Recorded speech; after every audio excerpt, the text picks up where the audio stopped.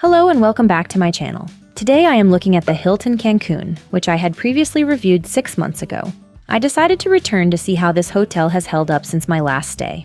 It is a newer property, and I got it for such a good price last time that I stayed, that I felt they just couldn't keep the quality up at this price. I paid $209 a night for this resort 6 months ago, and $205 a night in February of 2025. I got both of these rates on third-party sites, not directly through the hotel. They don't always have such good deals, as the resort usually charges much more. But when I saw that rate, I grabbed it and spent 4 nights at the hotel. For this price, I got an almost brand new hotel, a very large, elegant hotel room, very good drinks, decent food, sunny pool decks, and access to the sister hotel's 5-star luxury spa. Was this resort perfect? No, but I have yet to see any resort coming close to what this hotel offers at this price. Yes, we got an amazing deal, but we have since seen this resort pricing well under $350 per night and consider that great value too. Last time I arrived, I was greeted with a cold towel and a welcome drink when the taxi pulled up to the hotel. That didn't happen this time, but check-in was quick, and although my room wasn't ready, I was given access to the property, so I had a great coffee from their cafe and a quick taco from the taco stand, and before I knew it, the room was ready. Room tour. I booked a standard room overlooking the mangrove preserve, and it was almost exactly the same as the room I got during my last stay. The room is the nicest standard room I have stayed in for this class of resort. It is larger than most standard rooms and is understated and modern, with wood and natural fibers throughout. There is also a table and 2 chairs and a flat-screen TV. The closet is extremely large, with a laptop-sized safe, an iron and an ironing board, and you could store more clothes in the very generously sized dresser. The room also had a coffee maker, a mini fridge stocked with soda, water, and juice, and charging points. Surprisingly, there is only 1 USB-C port and 1 USB port next to the bed. The bathroom is a good size, with separate shower with rainfall shower head. I was surprised that there was only a single sink, but the size and comfort of the room really made up for this. So what was different from my last visit? A lot. And it all had to do with staffing, I think. The safe was locked closed, so I had to call down to the front desk to have it opened. Not a big deal, but it was the beginning of an unpleasant trend. I called twice before the safe was unlocked for me. One of the beds was broken. When I called to tell them about this, I was told I had to come down and discuss it with the front desk in person. I did this, and had to wait in line to speak with someone who said they would address the bed situation. The next day, by 5 p.m., the room was not made, and the same thing happened the next day as well. Also, the mini bar was not replenished daily as expected, and my sliding glass window would not lock. Lots of calls and visits to the front desk were very annoying and wasted my time. I should have moved rooms when I found the broken bed, which was never fixed, but I didn't do that. I won't make that mistake again. Pools and outdoor spaces. There are 2 distinct pool decks for guests to use. The first is geared towards families, with a gorgeous pool and jacuzzis overlooking the ocean. Just behind this pool is a splash zone for kids, with slides and more to keep the children busy. On the other side of the resort is the second pool deck, with another gorgeous pool and several jacuzzis. Lounges and cabanas are situated around the deck. Get there by 8 a.m. to secure your preferred lounge chair, or they will all be taken by 9 a.m. Both pool decks host their own pool bar, with a big selection of liquors, so just let the bartender know your preferred liquor of choice when ordering a cocktail. I joined in on the pool games this time, which are hosted in the family pool, and they were a lot of fun. The instructor for water aerobics was high energy, and there was a live DJ spinning tunes. I went every day and loved it. The beach has a very narrow strip of sand with some lounge chairs set up just above it on a sandy area by the pool deck. The water is warm, and there is a lifeguard on duty.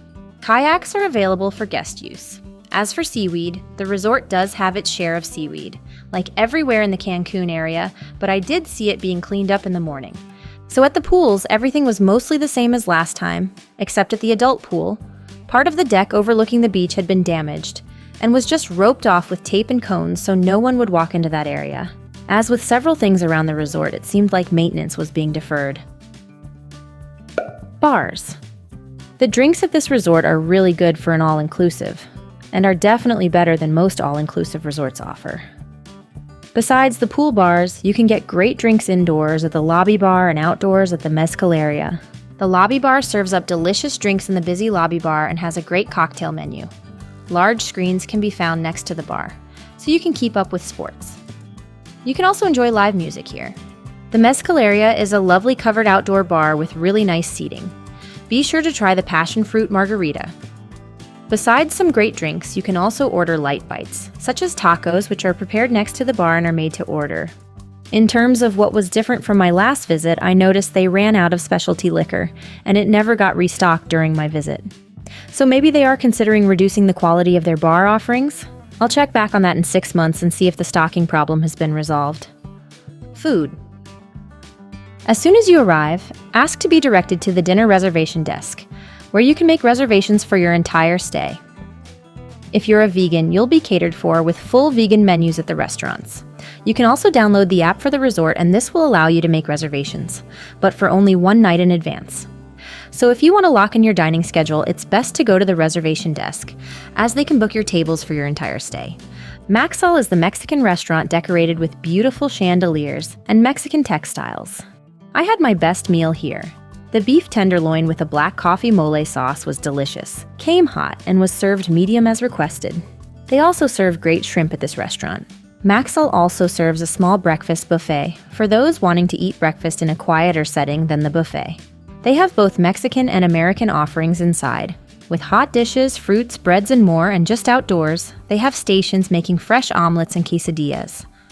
No reservations are needed for the buffet, and it was my preferred place for breakfast. Ama, the steakhouse, is an open kitchen restaurant so you can hear your steaks being grilled. If you sit outdoors, you'll have an outstanding view of the ocean.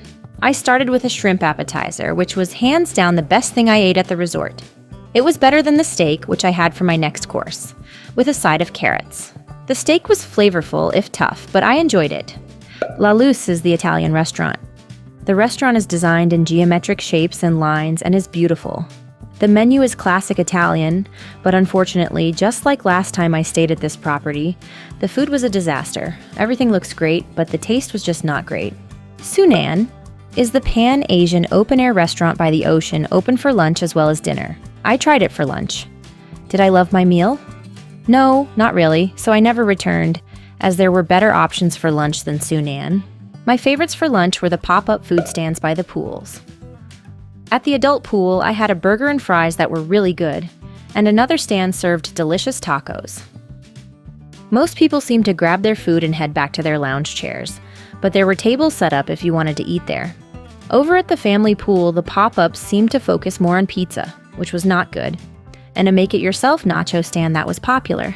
They also made burritos and quesadillas. Vela is the buffet restaurant, serving breakfast, lunch, and dinner. It can get very crowded, so come early. The food is good. It's not a big spread, but everything that you would expect is there with fruits, salads, deli meats, eggs, bacon, roasts, hot dishes, and more. It even has a small kids station with kid-friendly food and candy. At breakfast, they have a smoothie station where you can get a custom smoothie, but it takes a while to get. I waited over 20 minutes for mine. The food quality at the resort was the same as my last visit, but what was different was the seating at the restaurants. The front desk hostess at the restaurants would not take walk-ups without reservations, even when the restaurant was mostly empty. On my first night, I walked into Maxal, and there was only one table seated. I found the same practice happening over a La Luz. I think perhaps management wants to push more of their diners into the buffet, as the food costs might be cheaper in there. Entertainment. Evening entertainment is great for an all-inclusive hotel. Things got better in the entertainment department since my last visit. We saw a family-friendly Havana Nights show with an amazing singer, a retro show, and a Mexican culture night that was the best. Other evening entertainment includes movies and bingo, and live DJ nights. My favorite entertainment night was the Mexican show as they set it up outside. I had seen the same show last time I was there, and it was set up in a conference room previously. Having it outside made all the difference as it was the same show, but with the lighting and the little village of shops and food stands they set up, it was so much more charming. I had already eaten dinner, but if you had not, they had food stands set up, and specialty drink stands as well. Activities. During the day, the resort had lots of activities going on that you will find at many all-inclusive resorts, such as pool games, water volleyball, aqua aerobics, and casino games. Gym. The gym is just off the lobby and offers a variety of cardio and weight equipment, which few guests actually used while I was there. When I used the gym, I was either in there by myself, or there was at most 2 other people using the gym. No staff were at the front desk, as I think they have reduced staffing since my last visit. Kids. The resort definitely caters to children. Besides the kids' large splash zone, there is La Churreria and an all-you-can-eat ice cream and churro station with cakes and other delicious treats too.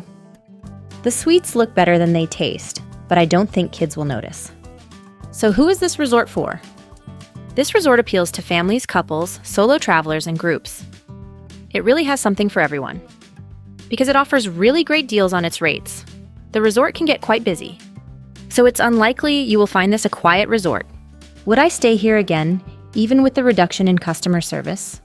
At the rates I have been paying, I would. I would just know what to expect, change rooms when there is a problem, and always have my dinner reservations locked in for Alma and Maxall. When you know where their weaknesses are, you can work around them, and you can approach the quality of this resort for under $500 a night at any other resort in town. Thank you for watching our video, and if you liked it, please like and subscribe. We release new videos each week, so we'll see you back soon.